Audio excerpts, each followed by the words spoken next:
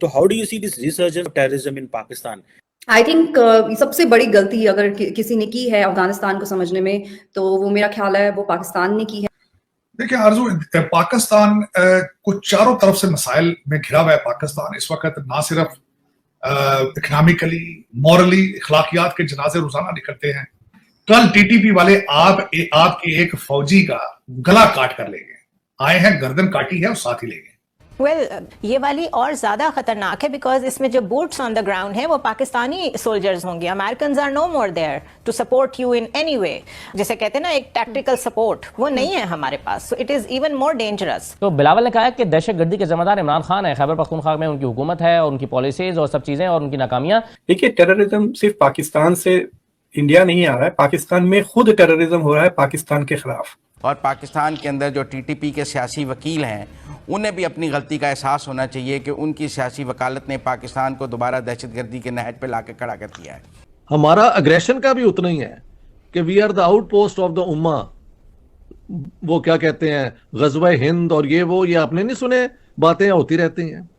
Hello दोस्तों, स्वागत है आप सभी का एपी गन चैनल पे। तो फ्रेंड्स, आइए देखते हैं पाकिस्तानी मीडिया की लेटेस्ट वीडियो। दोस्तों, 2023 नया साल शुरू हो चुका है, लेकिन पाकिस्तान के लिए साल 2022 हो या 2023 हो या 2024 होगा, कोई फर्क नहीं पड़ता, क्योंकि जो पाकिस्तान ने बीज बोए हैं उसका फसल काटने का टाइम आ चुका है और वह कट रहा है। चाहे वो अंदर से पाकिस्तान के हो या पाकिस्तान के बाहर से हो, हर तरफ से पाकिस्तान को मार पड़ रही है। और खबर जो आ रही है कि अब तो तालिबान सैनिकों ने न सिर्फ पाकिस्तानी बॉर्डर को तोड़ रहे हैं, बल्कि अब तो वो पाकिस्तानी सैनिकों को मार भी रहे हैं। और हद तो यहाँ हो गई कि वो पाकिस्तानी सैनिकों के गले काट के भी ले जा रहे हैं। तो ये हालत हो गई है आजकल पाकिस्तान की। कहाँ चला था पाकिस्तान दुनिया का उम्मा बनने, अपने धर्म का दुनिया में लीडर बनने, लेकिन उसी धर्म के एक और लीडर ने पाकिस्तान की ही ऐसी तैसी फेर रखी है और पाकिस्तान को चिकनी चिल्लाने पे मजबूर कर दिया है। तो दोस्तों, आइए देखते हैं पाकिस्तानी मीडिया की इस लेटेस्ट वीडियो को। साथ ही साथ आपसे रिक्वेस्ट है कि प्लीज चैनल को सब्सक्राइब करके हमें सहयोग दें। Thank you.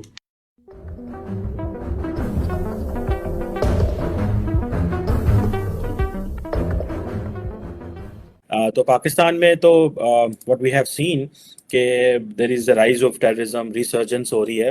और पाकिस्तान जो है वो भी दहशतगर्दी से लड़ रहा है। इंडिया अपनी तरफ से कह रहा है कि वो भी लड़ रहा है। तो how do you see this resurgence of terrorism in Pakistan? हम तो हमेशा से इंडिया में कहते आ रहे हैं कि the way US exited Afghanistan was terrible to say the least. But I think Pakistanis or Pakistan as a state doesn't have the merit to comment on that because Pakistan में एक खुशी का माहौल था जब तालिबान occupied अफगानिस्तान।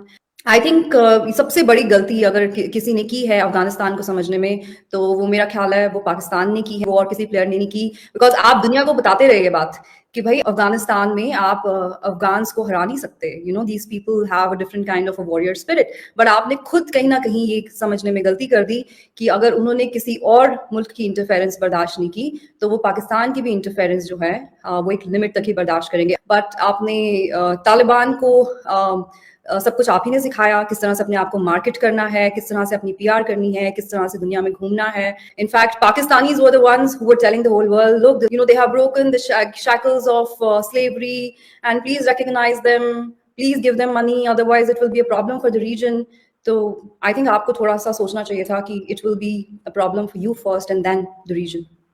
तो सही कह रही है। मेरा ख्याल है कई दफ़ा बच्चे बिगड़ जाते हैं, वो जिन बच्चों के ऊपर हाथ रखा होता है वो जब बड़े होते हैं, जवान होते हैं, तो वो फिर अपनी फ्लाइट खुद लेते हैं। मेरा ख्याल है अफगान तालिबान भी उसी कैटेगरी में आए हैं। Obviously we have to look inward, उसमें तो बहुत सारी चीज़ें। आपके ख्याल में दहशतगर्दी के खात्मे के लिए इस वक्त किस चीज़ की ज़रूरत है? सबसे पहले जो ज़रूरत है वो है कौमी यकजहती की।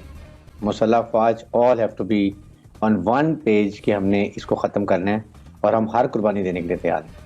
और उसके साथ मुसल्लह फ़ौज फुल ऑपरेशन की एक ज़रूरत है, जिसमें पाकिस्तान आर्मी, पाकिस्तान की एविएशन और उसके बाद एयरफोर्स और American Afghani should be told कि अगर आप नहीं कंट्रोल करेंगे, हम सरहद पार भी सर्जिकल स्ट्राइक करेंगे, ताकि हम नहीं चाहते हमारे को नुकसान हो। ये वाली और ज्यादा खतरनाक है बिकॉज इसमें जो बूट्स ऑन द ग्राउंड है वो पाकिस्तानी सोल्जर्स होंगे। American are no more there to support you in any way. जैसे कहते हैं ना एक टैक्टिकल सपोर्ट, वो नहीं है हमारे पास। So it is even more dangerous. Number 2, इसमें याद रखें कि जो बलोचिस्तान में सेपरेटिस्ट मूवमेंट्स हैं उन्होंने भी टीटीपी को ज्वाइन कर लिया है। So it is rather more threatening than the previous one. This is why the defence budget takes precedence every time. यही तो वजह है कि वी ऑल नो कि हमें हर तरफ से थ्रेट है और इसी वजह से तो हम उस बजट के ऊपर कोई कॉम्प्रोमाइज नहीं करते। सो अभी जब जरूरत है तो दिस इज हाई टाइम। और ऑपरेशन के अलावा आपके पास ऑप्शन भी क्या है? लेकिन ये ठीक है कि टीटीपी के साथ हमें बहुत सख्ती से निपटना पड़ेगा और पाकिस्तान के अंदर जो टीटीपी के सियासी वकील हैं उन्हें भी अपनी गलती का एहसास होना चाहिए कि उनकी सियासी वकालत ने पाकिस्तान को दोबारा दहशतगर्दी के नहज पर लाके खड़ा कर दिया है। वो सारा काउंटर प्रोडक्टिव साबित हो गया और आज कौम एक नहज पर दोबारा आके खड़ी हो गई है। वो सारी पॉलिसी कोलैप्स कर गई है। मैं कहता हूं Pakistan is a garrison state. A garrison is first of all the front line of an empire. हमारा अग्रेशन का भी उतना ही है कि we are the outpost of the उम्मा। वो क्या कहते हैं गज़वा हिंद और ये आपने नहीं सुने, बातें होती रहती हैं। इनका तो पूरा प्रोग्राम है अपने आप को दुनिया में फैलाने का। मैंने कहा कि ना आपकी कोई इकॉनमी है।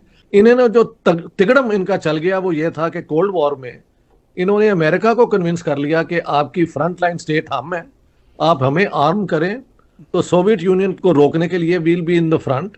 मिडिल ईस्ट में आपकी ऑयल इंटरेस्ट को प्रोटेक्ट करेंगे, आपकी फ्रंट लाइन वहां बन के वहां पे भी आपकी मदद करें। तब अमेरिका में पाकिस्तान के इस पॉइंट ऑफ व्यू को उन्होंने थोड़ा सा सपोर्ट देना शुरू किया। 54 में 59 में मिलिट्री पैक्ट डायरेक्ट अमेरिका के साथ कर लिए और बाद में अमेरिकन को जो शक पड़ गया था 59 में कि कहते हैं कि हम ये ले रहे हैं अपना सोवियत यूनियन के फ्रंट लाइन बनने के लिए, but actually to assert themselves against India.